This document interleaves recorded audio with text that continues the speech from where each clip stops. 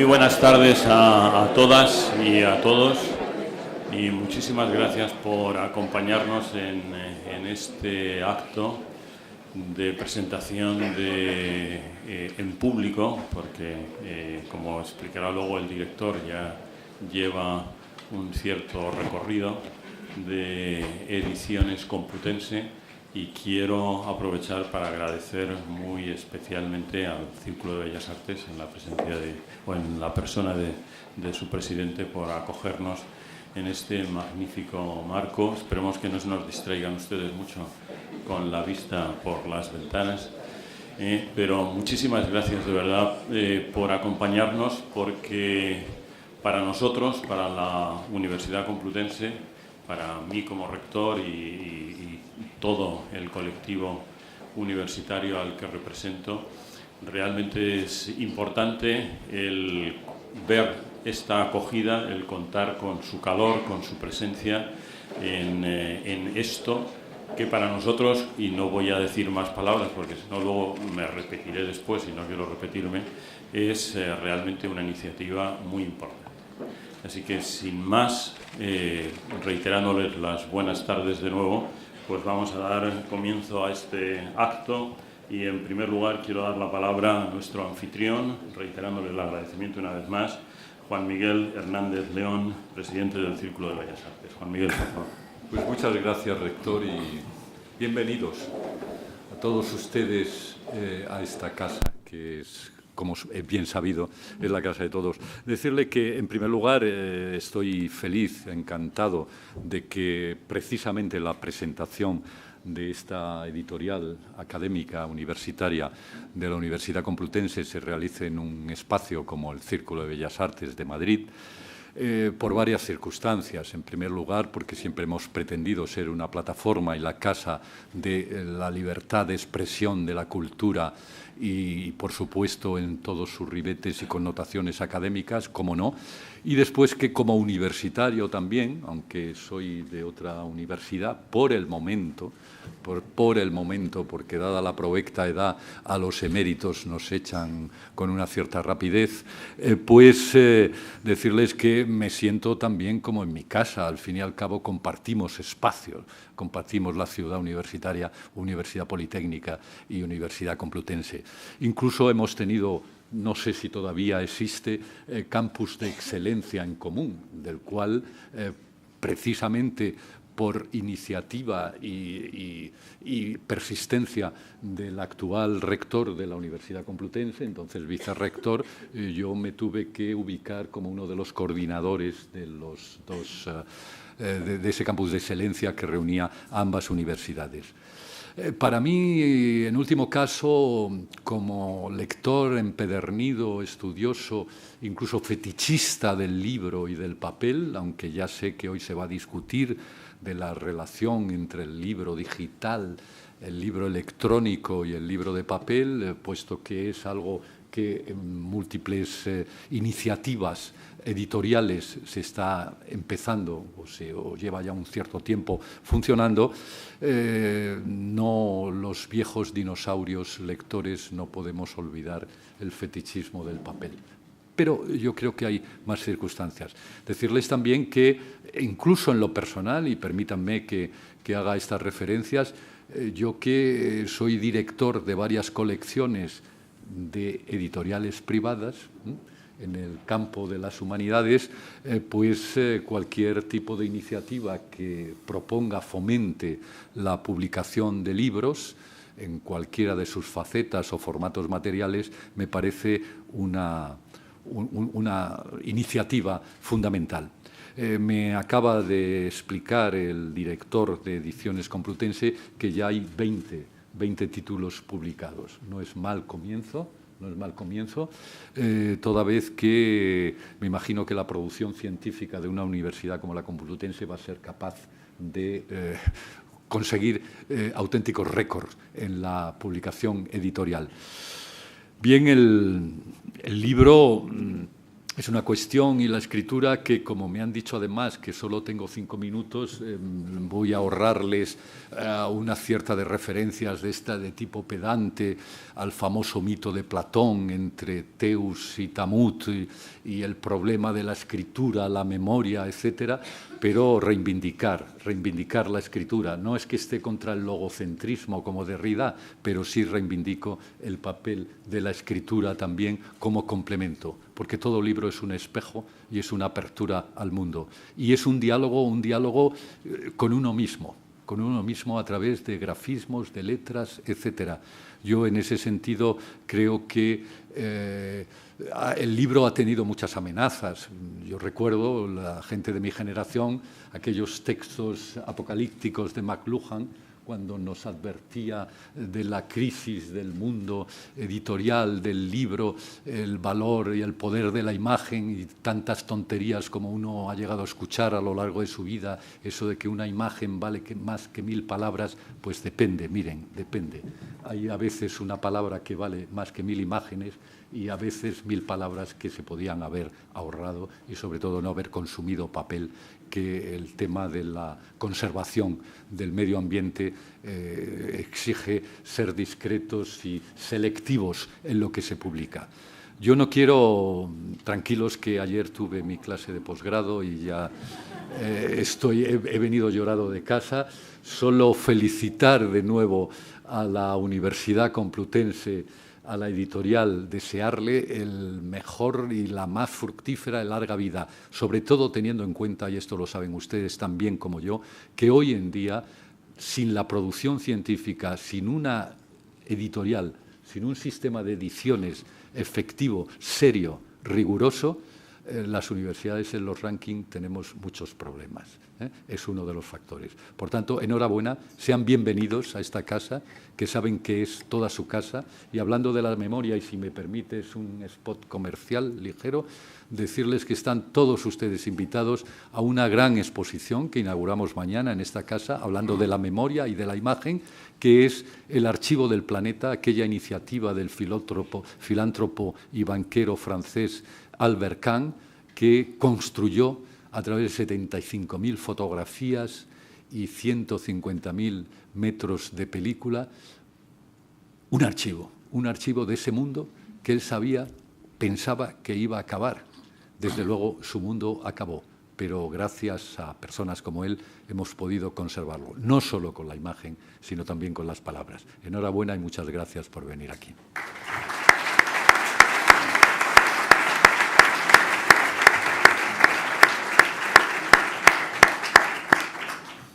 Muchísimas gracias, Juan Miguel. La verdad es que escucharte es un placer siempre, así que no nos importaría, incluso aunque te hubieras alargado un par de minutos más, pero muchísimas gracias por tu brevedad. Y ahora pues tiene la palabra el director de Ediciones Complutense, la persona que de alguna manera pues es la responsable de que hoy estemos aquí, que está liderando este proyecto, que está tirando este proyecto hacia adelante, evidentemente con ayuda de otros muchos, pero sí que quiero personalizar en él y en ese sentido darle las gracias. Antonio, gracias y cuando quieras, adelante. Muchas gracias. Señor rector magnífico de la Universidad Complutense en Madrid, señor presidente del Círculo de Bellas Artes, autoridades académicas, compañeros, amigos que nos acompañéis en este acto organizado por Encuentros Complutense. Con la creación de este sello, la Universidad Complutense de Madrid apuesta decididamente por un proyecto ambicioso en la idea de que la actividad editorial es un instrumento fundamental para la transmisión del conocimiento y la difusión de la cultura y, como tal, constituye una de las funciones primordiales de la universidad pública. La actividad de Ediciones Complutense tiene como objetivo general promover la edición en cualquier soporte de la producción científica, humanística, docente, técnica, cultural y artística, además de contribuir al avance general del conocimiento, en particular a través de iniciativas y actividades en el ámbito de la edición universitaria por sí misma o en colaboración con otras entidades de naturaleza pública o privada.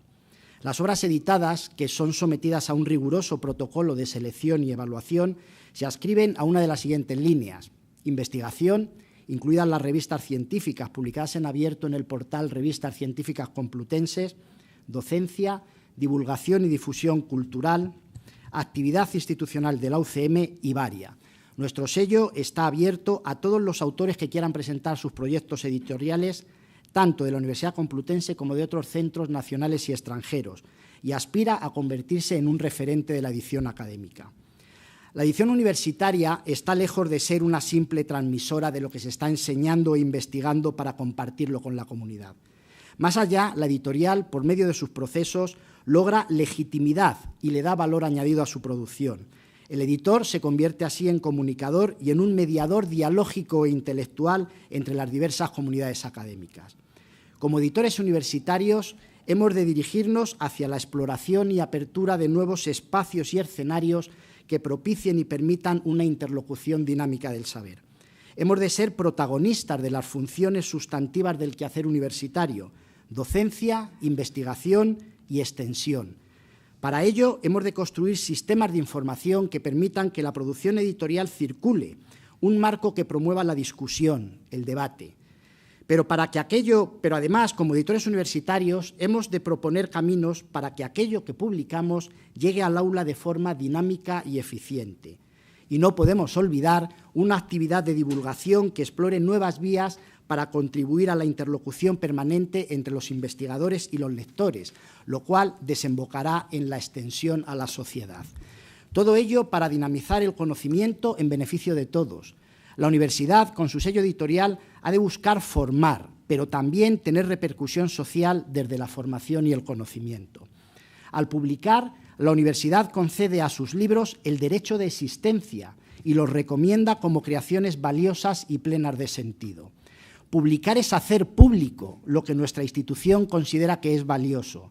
Esto implica entender lo editorial en la universidad no como un ente instrumental y pasivo, sino como un agente de la industria cultural y científica que debe contribuir al debate de los ciudadanos desde los saberes propuestos en los textos. Los libros son un desafío, sí, un reto que propicia el respeto por la diferencia, así como la consolidación del conocimiento, y además siguen siendo el medio fundamental de comunicación de la ciencia. Ediciones Complutense no sería posible sin el firme y decidido apoyo de las autoridades académicas de la universidad, el rector Carlos Andradas, la vicerrectora de Extensión Universitaria, Cultura y Deporte, María Nagore, que desde el primer momento confiaron en mí y creyeron en el proyecto. Tampoco sin los miembros del Consejo Editorial, que ponen en liza todo su saber para seleccionar entre las propuestas que recibimos. Y, por supuesto, este viaje no sería posible sin el excelente personal del Servicio de Publicaciones que alimenta con su trabajo cada día la ilusión de hacer grande nuestra editorial. Presentamos hoy un proyecto, en el sentido etimológico del término, una apuesta, que se dirige a cartografiar las líneas de la investigación, que no son otra cosa que los órdenes de vida, la construcción teórica y práctica de la caja de herramientas que con palabras propias puede componer el mapa de avances de las próximas décadas. La publicación rigurosa de textos producto de la labor investigadora y docente en beneficio de la sociedad es nuestro horizonte. Esperamos que nuestros libros entren en esa inquietante clasificación que hiciera Calvino en Si una noche de invierno un viajero, dentro de la categoría de los libros que te inspiran una curiosidad repentina, frenética. Somos muchos los embarcados en este maravilloso viaje que, como Cavafis en su regreso a Ítaca, esperamos que nos lleve por un camino largo, lleno de aventuras, lleno de experiencias. Muchas gracias.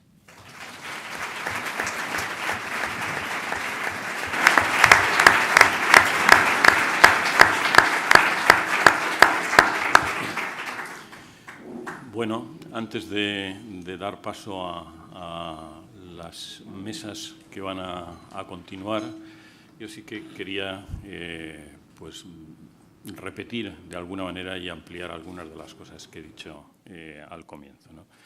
En primer lugar, recuperando un poquito del protocolo, saludar evidentemente al presidente del Círculo, a los vicerrectores que nos acompañan, a los decanos, a los profesores, profesoras que estáis hoy aquí, bibliotecarios que también veo, personal de administración y servicios, profesores, estudiantes y, como no, a todos los a todas las amigas y amigos que nos acompañáis justamente en este acto.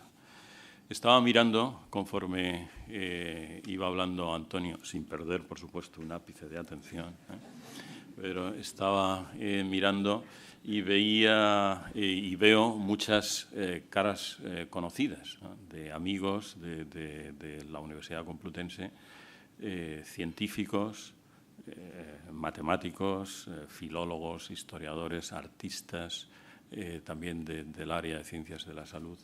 Y esa diversidad, ¿no?, precisamente creo que caracteriza y que nos atrae aquí, lo que nos atrae aquí precisamente esta tarde es el amor por el conocimiento, y un conocimiento que además solo es fructífero si se transmite.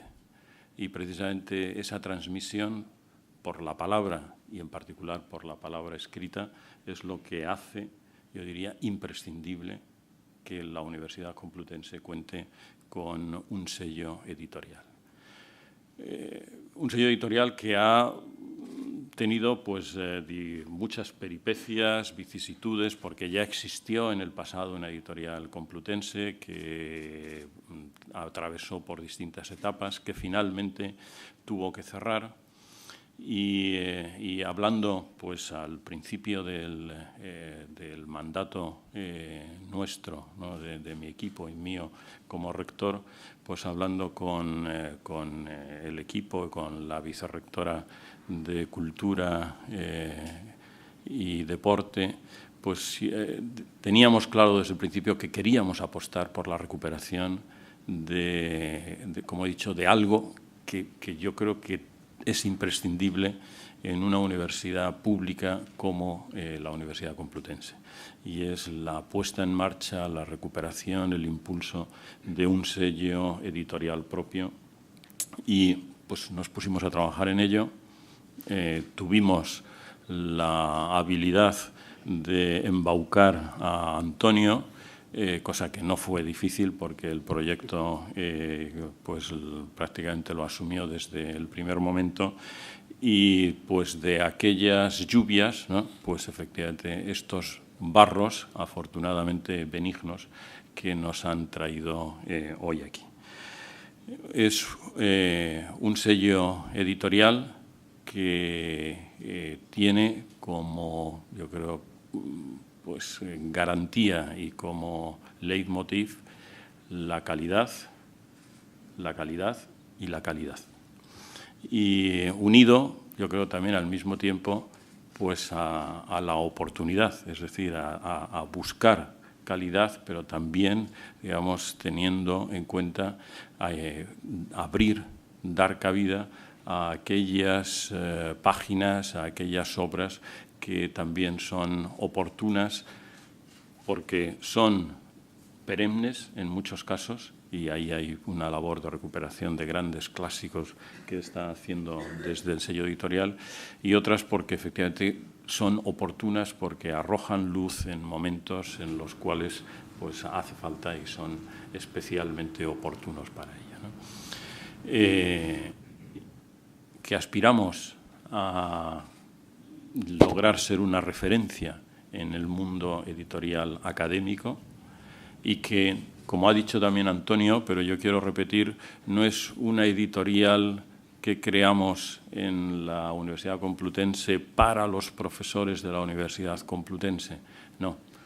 Es una editorial académica que va a estar abierta a todos los autores, como decía antes, con la única salvaguarda, y ahí están haciendo, creo, un trabajo magnífico, de que los textos que se publiquen, los textos que recibe y que avale, sean textos de calidad. Y, por supuesto, entre ellos estarán autores complutenses, naturalmente, pero no, digamos, por ser complutenses, sino precisamente porque también dentro de la Universidad Complutense hay autores y hay profesores y hay investigadores de una enorme y magnífica calidad. En esa aventura estamos. Yo lo que quiero es, aquí públicamente, delante de tantos amigos, pues manifestar el compromiso del equipo rectoral por seguir adelante con esta aventura que, como decía antes, creo que es imprescindible, creo que es necesaria y creo que es de las que merecen la pena emprender. Ese viaje del que nos hablaba Antonio, ¿no? Ese viaje a Ítaca, en el cual no sabemos cuál será el destino final, pero simplemente el viaje ya ha merecido la pena y habrá merecido la pena. Así que muchísimas gracias por su presencia, muchísimas gracias por su apoyo, porque este calor que recibimos nos anima a seguir adelante y, bueno, ustedes juzgarán también dentro de un tiempo si la aventura pues va por buenos derroteros o hay que dar un golpe de timón con el fin de que el barco enderece de nuevo su rumbo. Muchísimas gracias y sin más pues damos cabida o damos entrada a la primera mesa redonda que tenemos a continuación. Muchísimas gracias a todos. Buenas tardes. Gracias por invitarme y estoy admirada, primero, porque cuando llegué aquí había tal cola en el ascensor que unos cuantos subimos andando. Y eso quiere decir que la gente está dispuesta a subirse 5 pisos para hablar de libros. 6, vale, sí es verdad, porque hay 5 y luego la propina. 5 más el IVA, ¿no? Y que haya una sala abarrotada que no esté pendiente de las noticias y el monotema también se agradece. Y precisamente que en el momento en el que estamos todos preocupados con una situación convulsa, se abran espacios para la reflexión y para el diálogo, ¿no? Que es lo que hacen los libros, pues me parece que es una tarea que merece la enhorabuena, la valentía, porque cuando este mundo nuestro empezó a cambiar, con esa revolución tecnológica que nos cambió la forma de relacionarnos, de comunicarnos, de hacer política. Cuando todo eso empezó a cambiar, lo primero que perdimos fue la fe en el futuro del papel. Dijimos, dentro de unos años no hay ni libros, ni periódicos, ni nada. Los periódicos lo tienen más complicado. Pero los libros aquí están, y de eso vamos a hablar. Los libros aquí están, y la gran realidad de esa revolución es que hay cosas que tienen que dejar paso a otras y hay cosas que se fusionan en unas nuevas. Y esta es la evidencia de que los libros están aquí y están aquí. Yo llevo encima siempre el libro que estoy leyendo. Tengo mi Kindle encima de la mesilla, pero tengo mi libro en el iPad, en el iPhone o en el teléfono que tenga y que en cualquier momento me puedo conectar. Y tengo la mesilla llena de libros de papel, como siempre, una pila que va amenazando a la lámpara, ¿no? No tenemos que renunciar a ninguna de las dos cosas y incluso me gustaría que hoy hablásemos de hacia dónde vamos teniendo en cuenta todas las perspectivas y todas las oportunidades que abre la irrupción del libro electrónico, porque yo, por ejemplo, soy una consumidora de ambos libros, lo hablábamos antes. Yo consumo mucho, sobre todo, el libro electrónico por una cuestión de impaciencia, porque cuando acabo un libro que me gusta mucho tengo que comprarme el siguiente ya, y eso me lo permite el libro electrónico, y lo consumo mucho porque es muy bueno para la estabilidad matrimonial, porque cuando yo leo por la noche mi marido ni se entera, porque pongo la luz y no hago ruido con las páginas y entonces es mucho más cómodo. Pero me fascina el libro, o sea, este elemento fetichista que nos habla el presidente del libro de papel no lo hemos perdido. Y ni siquiera aquella amenaza de, Dios mío, con el pirateo vamos a terminar con los libros. Yo confieso que yo en un momento determinado de pasar una lista de libros piratas y dije, tengo 70 libros, y luego dije yo, ¿para qué quiero 70 libros que no he elegido, ¿no? Y luego te das cuenta que no tiene mucho sentido y que prefieres escoger lo que tú necesitas en cada momento, y sobre todo cuando te pones a escribir un libro te das cuenta de que eso requiere un esfuerzo tal que se merece el respeto de comprarlo. Y además comprar libros hoy ya no es un artículo de lujo, ¿no? Los libros digitales es que te gastas lo mismo que en 2 cafés.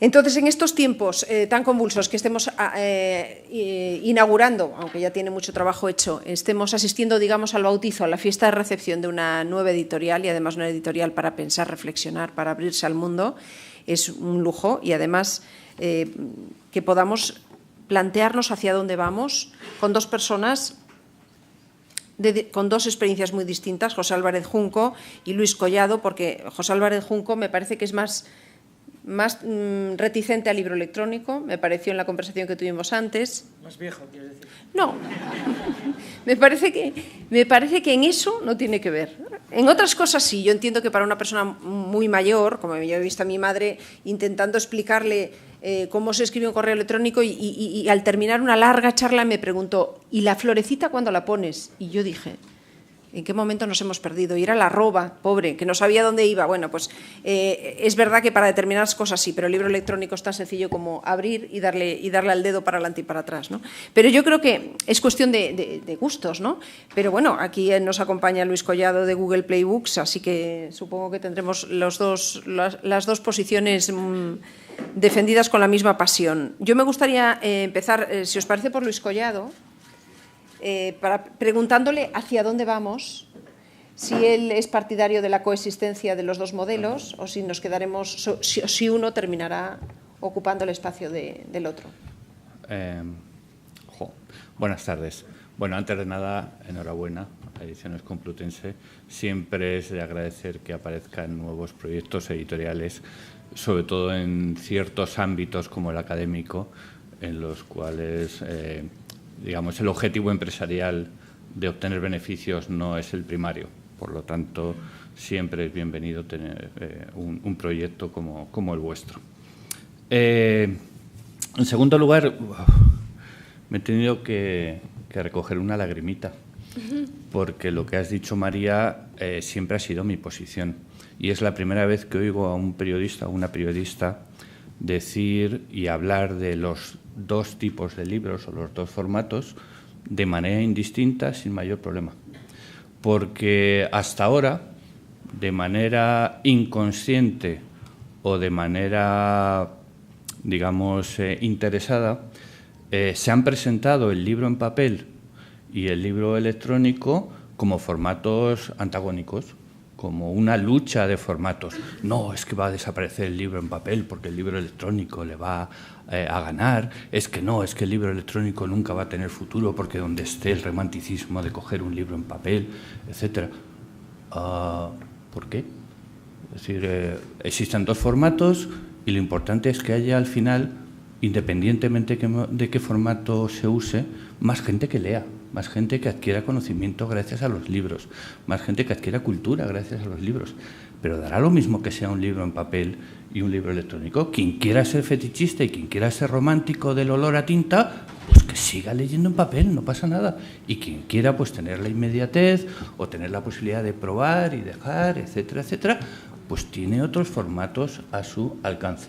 Pero ya está bien de presentar ambos dos formatos como la lucha del ebook y el libro en papel, etcétera, que ya digo, o bien por inconsciencia o bien de manera interesada, se ha presentado durante los últimos años, desde que empezaron a aparecer los libros electrónicos.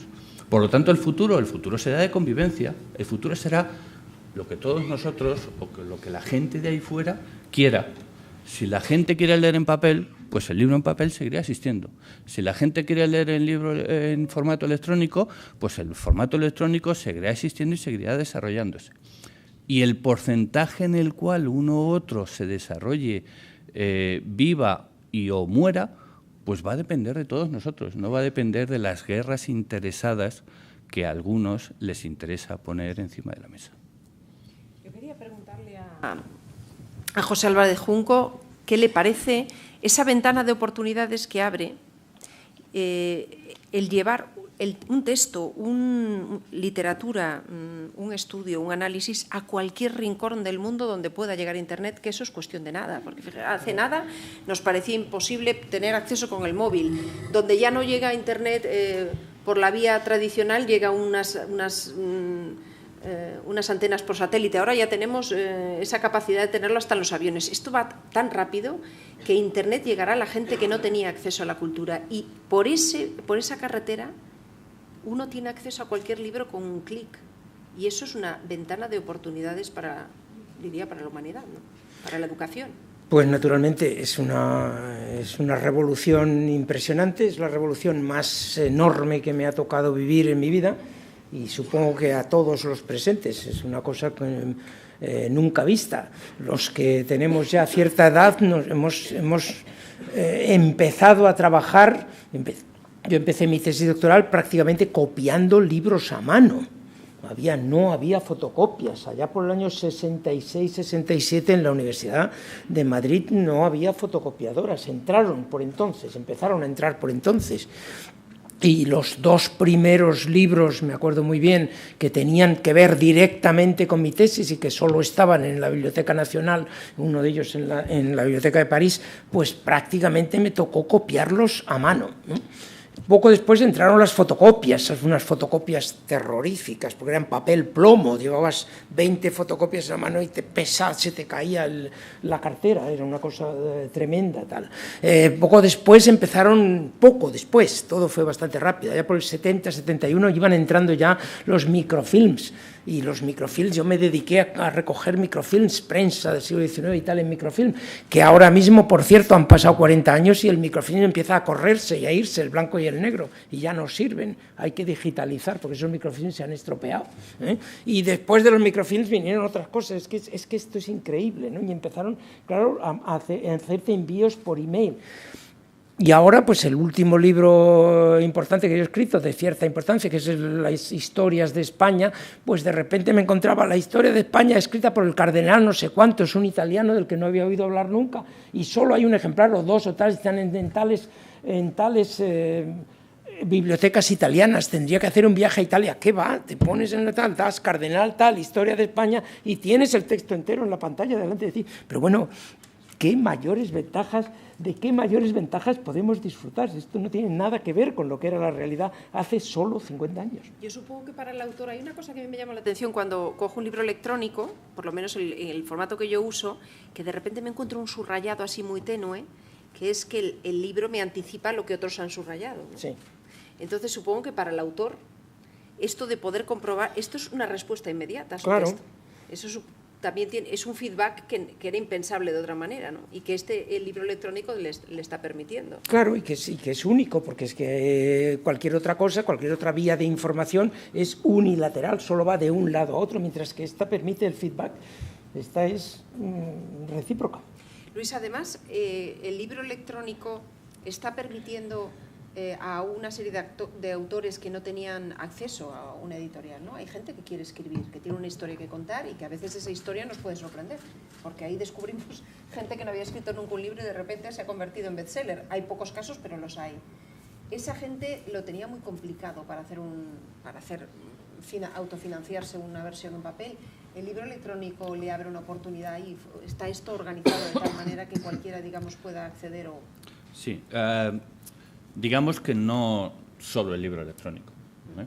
Es decir, antes de la aparición de las nuevas tecnologías, pero las nuevas lo seguimos diciendo y ya llevan con nosotros un cierto tiempo, claro, un autor que quería ser publicado, de alguna manera sufría también, entre comillas, la dictadura de los editores. Al final, pues los editores como entidades que tenían que hacer un proceso de selección porque no todo era publicable o no todo se podía publicar por razones económicas, pues lógicamente tenían un poder de decisión muy grande. Más que el libro electrónico, lo que ha abierto las oportunidades son las nuevas tecnologías, la democratización de las herramientas de creación, de edición, de producción y de distribución.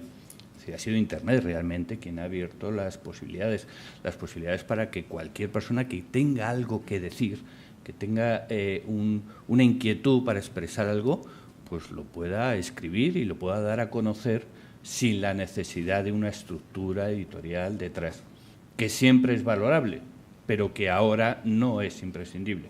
Por lo tanto, esa democratización yo creo que al final nos beneficia a todos. Por supuesto, beneficia a autores, por supuesto, beneficia a lectores, porque tenemos más opciones, más posibilidades de acceder a conocimiento, de acceder a cultura. Por tanto, nadie se debería sentir atacado por ello, sino que realmente deberíamos aprovechar esas oportunidades. Y una cosa que os quería plantear a los dos. Yo me acuerdo de una conversación con un compañero hace unos años que me dijo: el futuro del periodismo estará no tanto en saber construir las historias, sino saber seleccionar la información, saber buscar, Claro. porque todo se convierte en un océano de datos y hay que saber seleccionar. Y ahora también tenemos este peligro, ¿no?, con un aluvión de cosas que nos llegan, a las que tenemos acceso, porque antes, yo iba a la biblioteca, tenía que ir a la biblioteca de París y copiarlo, ¿no? Ahora uno desde casa puede acceder a todo, pero ¿dónde está la clave para discernir lo que nos puede aportar de lo que no? Porque habrá muchas cosas de relleno, ¿no? Pues la clave será hacer preguntas inteligentes a toda la información que te llega. Es decir, antiguamente, yo soy básicamente historiador, y antiguamente había libros de historia que de verdad no tenían más mérito que el haber recogido información. Es que este señor lo sabe todo sobre el reinado de Alfonso XI. Ha hecho 3 volúmenes de 1000 páginas donde está todo sobre Alfonso XI. No se había hecho ninguna pregunta inteligente sobre la época, ni sobre el rey, ni sobre su entorno, ni sobre nada. Simplemente había recogido todo sobre ese periodo histórico. Hay todavía muchas tesis doctorales en historia, estoy seguro, que subrayan como importante esta tesis, que cubre un vacío. Mire usted, que cubra un vacío, a mí no me basta. Hoy día los vacíos nos los van a cubrir. Hoy quiere preguntarse algo sobre, yo qué sé qué, o sea, anticlericalismo. ¿Por qué en España se quemaban iglesias en una cierta época? Y das anticlericalismo tal, y te salen 2 millones de datos sobre anticlericalismo. Por tanto, acumular datos no te sirve de nada. Tú lo que tienes que hacer es dirigir una pregunta inteligente a esos datos y saber interpretar esos datos, saber seleccionar los que son relevantes. Afortunadamente. Es decir, se acabó el trabajo mecánico nos lo dan hecho. Ahora tenemos que plantearnos el trabajo creativo. Hay que plantear una pregunta inteligente al señor Google, ¿no? Para Para que te recomiende el libro que te va a ayudar y no te llegue un aluvión de libros con la misma palabra. El problema es que ante ese océano de contenidos que existe, y como en todo océano hay aguas turquesas y hay aguas sucias, ¿de acuerdo?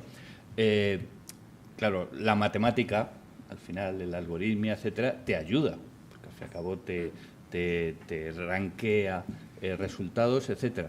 El problema es que nadie nos ha enseñado desde el colegio a cómo encontrar información. Ahora tenemos tantas posibilidades de hacer información, pero nadie nos ha enseñado a cómo solo aprendimos a buscarla utilizar. En efecto, solo sabíamos que íbamos a una biblioteca, pedíamos un libro, lo abríamos y lo copiábamos. Ahí lo que antes el profesor decía. Claro, ahora, sin embargo, tenemos tantas opciones, tantas fuentes posibles, etcétera, que lo más normal es o hago solo caso a la matemática, o si no, es que me siento absolutamente perdido porque no nos han enseñado, ni nos están enseñando a cómo movernos en este océano de contenidos.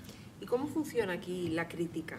Porque hay un elemento cuando tú vas a comprar un libro digital que antes no existía, que son comentarios, valoración, estrellitas. El libro puede tener 5 estrellitas y a ti no te interesarte nada, pero normalmente todos los libros que me han gustado mucho tienen 5 estrellitas, o sea que no andamos todos tan desencaminados. Pero claro, ¿de qué te fías? ¿Te fías más del comentario tradicional que cuando al final vas a comprar un libro de literatura y esa fajita que te pone el comentario del crítico del país? Eso es un mecanismo de marketing extraordinario para muchas editoriales. A la hora de vender en digital está un poquito la trampa del comentario que puede hacer el individuo de a pie que ese día tenía el pie torcido. Volvemos otra vez a usar la misma palabra, y es la democratización de la crítica. Antes la crítica literaria la hacían unos cuantos elegidos, no se sabe bien por qué o mediante qué proceso, y solo lo que ellos decían que era bueno o interesante, pues ya está. Ahora la cosa se ha democratizado, es que ahora la gente opina y la gente aporta y la gente critica, pero cuando digo la gente, le digo millones y millones de personas, ¿de acuerdo? Y estamos en lo mismo, pues claro, si hay muchas personas que opinan sobre algo, pues tengo más posibilidades de contrastar opiniones, fuentes de información, etcétera. Pero al final también luego funciona a otra escala lo que ha funcionado siempre alrededor del mundo del libro, que da el boca a oreja. Mi amigo me recomienda este título o este autor, o cuando estoy en la cena de Navidad mi cuñado me ha dicho, oye, léete este libro que es muy interesante, etcétera. Lo que ahora es que se amplifica a mi red de seguidores en mi perfil en redes sociales, mi grupo de amigos en otra red social, etcétera, etcétera. Es exactamente lo mismo, ese boca a oreja democratizado y amplificado gracias a las tecnologías. Y un libro divulgativo, un libro que está escrito para invitar a la gente a que participe en esa reflexión, para compartirla, que va más allá de un relato literario, ¿no? Quizás hay que escribirlo de otra manera, ahora que pensamos que hay un libro digital, que va a haber subrayados, que se van a intercambiar comentarios, que podemos incluso recibir un feedback por parte del lector. Quizás hay otra manera de afrontar ese momento en que uno se sienta a escribir. Sí, la verdad yo no me lo he planteado eso nunca, porque no me ha dado por escribir libros divulgativos. Supongo que en el terreno de las ciencias eso se distingue muy claramente un libro divulgativo de un libro estrictamente científico. En el terreno de la historia o en el terreno de las humanidades, todos los libros tienen algo de divulgativo y tenemos que combinar un rigor científico con unas ciertas habilidades literarias para llegar al público.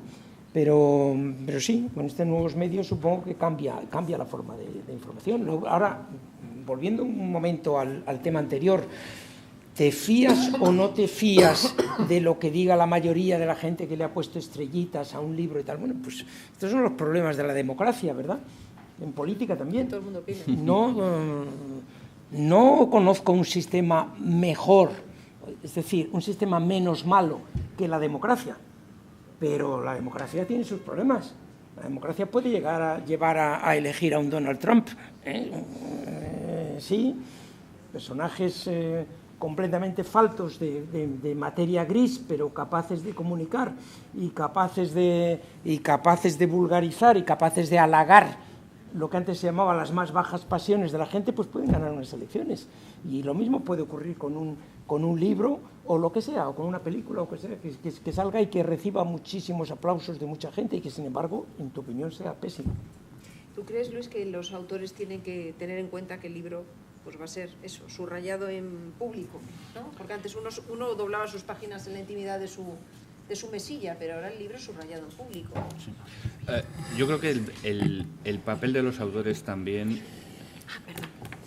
El papel de los autores también está cambiando, ¿de acuerdo?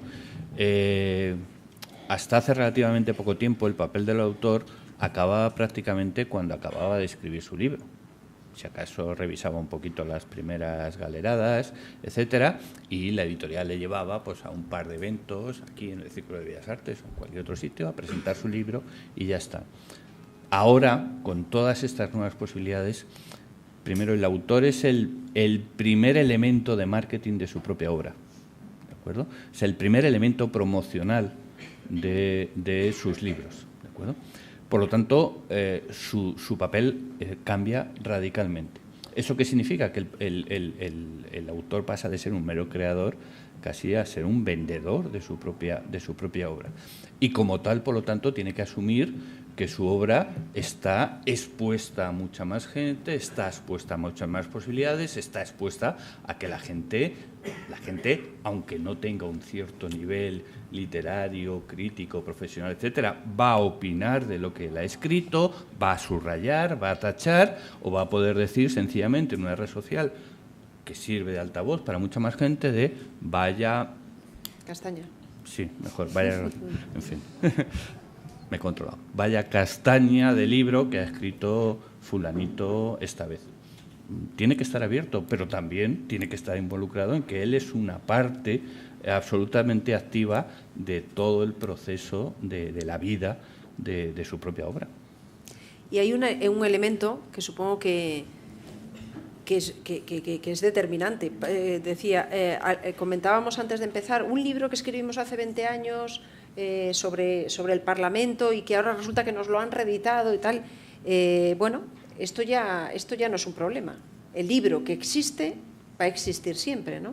¿O no? No. Yo no sé cómo funciona esto. Quiero decir, un libro sale de catálogo ahora y sale de catálogo digital también. Es curiosísimo. Mira, nosotros...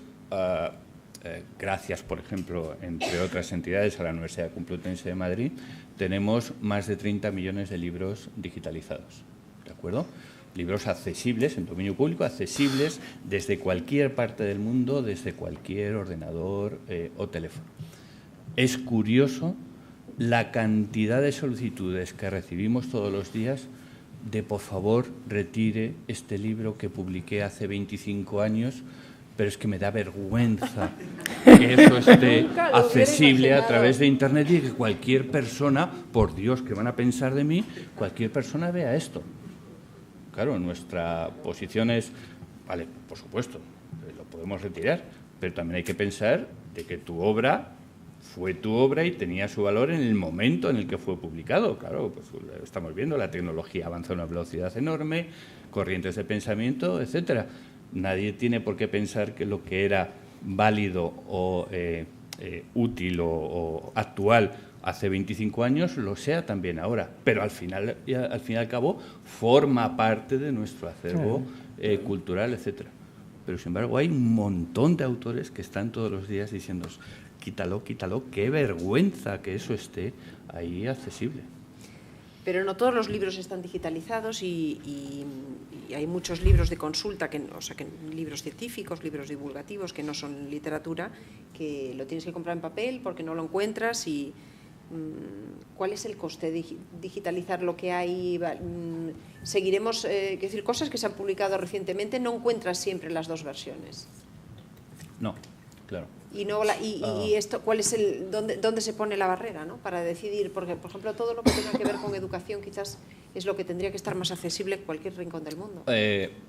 Hay muchas barreras.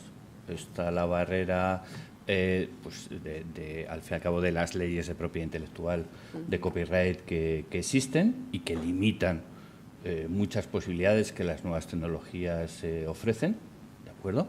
Están las barreras también comerciales o de negocio, en tanto que muchas editoriales no quieren traspasar esa línea desde el papel hacia lo digital, porque creen que su mundo es el papel y no lo digital. Hay esas barreras que decíamos, por ejemplo, de autores que no quieren dar a conocer su obra pasada porque no se sienten orgullosos de ella. Hay muchas barreras. Precisamente la barrera menos importante es la económica, porque hay también muchas compañías, muchas fundaciones que están dedicando grandes cantidades de dinero a digitalizar, a poner en Internet, a difundir todo ese conocimiento que está en los libros. Yo no sé, José Álvarez Junco, que le vaticina al consumo de libros, digo, porque lo que hemos ganado con libros electrónicos son facilidades para acceder a la lectura, para acceder al conocimiento, pero yo no sé si hemos ganado lectores, eso tengo mi duda, porque al final cuando hacemos esas encuestas vemos que la gente se informa solo por la tele, no lee periódicos, el porcentaje de gente que lee sigue siendo el mismo de siempre, ¿no? Y las facilidades no nos garantizan que vaya a seguir creciendo el número de personas, ¿o sí? ¿Cómo es? ¿Optimista o realista? No sé qué decir, sinceramente. No creo, la revolución no está tanto en cómo llega la posibilidad de lectura, en que llegue a través de una pantalla o que llegue a través de papel. La revolución está en la competencia entre imágenes y letras, ¿no? Y lo que sí tienen las generaciones más jóvenes es que tienen una gran preferencia por las imágenes. Entonces, quizá no lean mucho más que nosotros. Algo más, supongo que sí leen. Yo sería optimista. Pero yo creo que les interesa mucho más el mundo de la imagen que el mundo de la lectura, propiamente dicha. Yo creo, Luis, que sí. Sí, yo ante eso tengo dos comentarios. Yo creo que nunca se ha leído tanto por tanta gente como se lee ahora. Seguramente. Lo que pasa es que seguramente de formas diferentes, de forma fragmentada, picoteo, pantalla, papel, etcétera, etcétera. Pero nunca se ha leído tanto. Por lo tanto, ese mensaje de optimismo no lo deberíamos dejar de lado. De acuerdo. ¿Vale? Segundo, y estoy totalmente de acuerdo con el profesor, el único problema que hay es que hay una cosa que no ha cambiado en todos estos años. Y es que el día sigue teniendo 24 horas. Y ahora ya la competencia no son las imágenes, es que la competencia es ya cualquier otra cosa que está al alcance. Antes era la tele, ¿dónde va la tele? Antes ¿no? era la tele, claro, y antes era pues la calle, cuando salíamos a jugar los críos a la calle en vez de quedarnos a leer en casa, ¿de acuerdo? Lo que pasa es que ahora hay tantas posibilidades que hay que redistribuirlas entre las mismas horas dedicadas a ciertas actividades. Y la lectura tiene un problema, que es una actividad inmersiva. ¿De acuerdo? Es decir, no es como la música, que pasa lo mismo, nunca se ha escuchado tanta música como ahora, pero el escuchar música no es una actividad inmersiva, puedes estar haciendo otras cosas. Sin embargo, la lectura es una actividad a la que te tienes que dedicar 100%, ¿no? Y ese es el enorme problema. Digamos, la competencia, en efecto, ha crecido tanto, las horas del día siguen siendo las mismas y la actividad no ha cambiado. Por lo tanto, hay que reinventar el tema. Yo añadiría otro elemento que tiene que ver con lo que decía el profesor, ¿no? La cultura de la inmediatez que tiene la gente joven. El problema de estar todo el día pendiente de una pantalla, que tú le haces una pregunta y te da una respuesta inmediata, buscas una imagen y está. Los contenidos se reducen al mínimo. Al final son vídeos de 30 segundos que te trasladan toda la información que alguien, una persona joven que está acostumbrada a ir a una velocidad a su mente mucho mayor que la nuestra, es toda la atención que le puede prestar. Un libro no se puede leer en 30 segundos, requiere un compromiso, ¿no? Una fidelidad. Y yo eso, o empezamos a hacer libros con imágenes en movimiento y ya dejarán de ser libros, ¿no? O no sé si esa batalla la ganaremos. Yo tengo 3 hijos adolescentes y no soy capaz de que se pongan delante de un texto una sucesión de líneas, les parece un rollo horroroso, porque están acostumbradas a que, bueno, no hay más que ver la tele, ¿no? Yo llevo 25 años trabajando 30 años trabajando en la televisión, 25 en Antena 3, y es que de lo que hacíamos a lo que hacemos, ahora ves la pantalla durante un telediario y dices, ¿para dónde miro? ¿No? Porque es esta ventana, yo trabajo con lo que está pasando, más un rótulo aquí, más uno de esto es en directo y otro de la hora y otro no sé qué. Más el teléfono que tienes en la mano y más que el teléfono que además te están diciendo en Twitter, ojo con lo que está dando no sé quién, y al final es posible que no perdamos la perspectiva y la capacidad de concentración. Yo no lo tengo muy claro. Por eso, ante eso, mi único mensaje de esperanza es, y no sé si de esperanza, pero volvemos a lo que se decía en la presentación, si nos quedamos en el libro como objeto, en el libro romántico, ¿de acuerdo? Como objeto romántico, como fetichistas, etcétera, mal vamos, porque cambiará una generación y entonces las cosas serán totalmente diferentes. Si abrimos la definición de libro a todo esto que estamos hablando, a todo lo que las tecnologías permiten, etcétera, yo creo que igual todavía tenemos una oportunidad. ¿Y la visión de futuro del profesor? Pues yo no quisiera ser pesimista, porque está claro que los jóvenes actuales y las generaciones futuras tienen que superar menos dificultades que nosotros para acceder a la información y para ejercer una actividad reflexiva. Pero si empezamos a decir estos jóvenes de ahora es que ya lo tienen muy fácil, es que no sé qué, pues se nos notaría demasiado la edad, ¿verdad? Y la humanidad lleva diciendo eso pues desde que tenemos conciencia, desde los griegos. Es que estoy seguro de que la generación de Platón decía, o la generación de Séneca decía respecto de Platón, estos jóvenes ya, seguro, lo lleva diciendo siempre, todos los viejos, a partir de cierta edad, dicen estos jóvenes actuales es que ya no tienen obstáculos, lo tienen la vida demasiado fácil, es que no está. Y luego resulta que lo que hacen esos jóvenes actuales, que de verdad tienen más facilidades, es plantearse retos más difíciles. O sea que quiero creer que la humanidad seguirá creciendo. Sí, de todas maneras, podemos saber tan poco de lo que vendrá porque no nos hubiéramos imaginado lo que estamos viviendo, ¿no? Así claro, que es muy difícil saber lo que va a ocurrir. Bueno, cumpliendo horario, con solo 7 minutos de retraso, voy a dar paso a la siguiente mesa y yo creo que la gente agradecerá que seamos puntuales con la hora de comienzo y la de final. Gracias. Muchas gracias.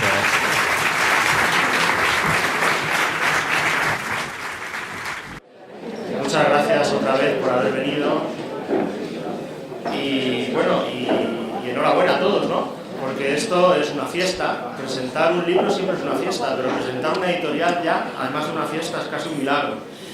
Y y si además la editorial es académica y es de la Universidad Complutense, pues miel sobre hojuelas. Yo creo que este proyecto, para empezar, demuestra que, lo hablaba el otro día con el rector, que nos encontramos por la calle, y que la reforma es posible, ¿no? Que la modernización es posible y que la decadencia no es inevitable. Durante mucho tiempo era un verdadero bochorno, la verdad, cuando te preguntaban por la editorial o las editoriales de la Complutense, ¿no? Tenías que decir, bueno, están haciendo cosas, tal, yo creo que están mejorando, en fin. Ahora se nota que hay un verdadero interés en que la universidad más grande del país, no sé si es la más importante, pero sí es la más grande, desde luego, y una de las más importantes, tenga una editorial a su altura. Una editorial que, a mi juicio, debería ser una referencia en el mundo académico, no solamente en España, sino fuera de España también, al menos en el mundo académico de habla española. Y como es la Universidad Complutense en el mundo universitario iberoamericano. Entonces, pues esto verdaderamente es fantástico, que se haya empezado así. Quiero hacer una mención especial a Mariana Gore, que creo que tiene una responsabilidad muy grande en que la editorial haya comenzado, y ya saben que los comienzos son muy importantes, así de bien, como señalaba el rector, con los criterios, y el director, naturalmente, con los criterios de calidad necesarios, con la evaluación por pares, con todas las garantías de que lo que aparezca en Ediciones Complutense sea siempre de la máxima calidad. Luego se venderá más o menos, se leerá en distintos formatos, se googleará o pasará lo que pase, pero siempre, y ahí está el trabajo que corresponde a Ediciones Complutense, será de la máxima calidad en cada uno de los ámbitos de conocimiento de los cuales se ocupa. Y ahí habrá libros, como se ha dicho aquí, de muchos tipos, y habrá también, claro está, sobre todo, o de una manera preferente, libros de investigación. Y aquí yo sí quería colocar un pequeño comercial, porque compañeros y compañeras científicos, aparte de artículos en revistas indexadas de impacto, los académicos, os lo aseguro, los de Ciencias Sociales y Humanidades de manera muy preferente, escribimos y publicamos libros. Tenedlo en cuenta, por favor, cuando haya que evaluar el trabajo de un investigador, que aquí estamos, cuando haya que dar un sexenio, cuando haya que convertir a alguien en profesor de cualquier categoría, que los libros también cuentan y en nuestro ámbito son fundamentales. También en los ámbitos de ciencias experimentales, de ciencias de la salud, de ciencias puras, por supuesto, pero en las ciencias sociales y humanidades son básicos. Hay cosas que no se pueden decir en un artículo, porque no hay espacio para decirlas, que necesitan un desarrollo más largo, y eso está en los libros.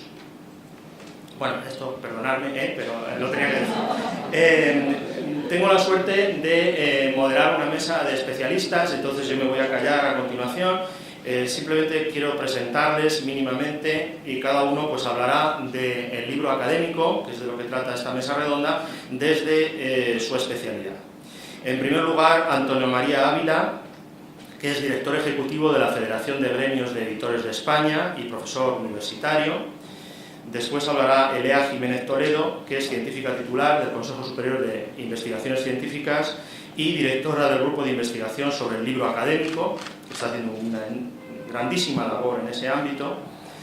En tercer lugar hablará Belén Llera Carreño, que ha ocupado distintos puestos en el mundo de las bibliotecas y los archivos, y que en la actualidad es directora general de Archivos, Bibliotecas y Museos del Ayuntamiento de Madrid. Y por último, Javier Pascual Echalecu, que es el subdirector general del libro, la lectura y las letras españolas del Gobierno de España.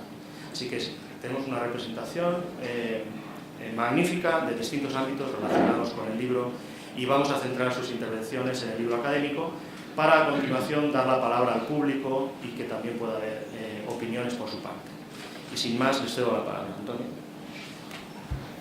Buenas tardes, muchas gracias por la invitación a estar aquí. Como el tiempo es poco, unos datos básicos. Saben ustedes que la edición española es una de las más poderosas del mundo, cosa peregrina en un país donde todo el mundo escribe pero nadie lee, que es una de las cosas y peculiaridades que nos caracteriza, y que tiene una fuerte presencia internacional, una potencia exportadora. Solo los británicos y nosotros están en ese campo. Y la edición académica es una parte importante del componente estructural de la edición española. De hecho, el 20% de la facturación editorial, esto lo desarrollará con más detenimiento después ELEA, son el mundo de las editoriales académicas, que son muchas. Y eso es bueno. Mientras más editoriales haya, más perspectivas y más posibilidades y más campo de libertad tenemos.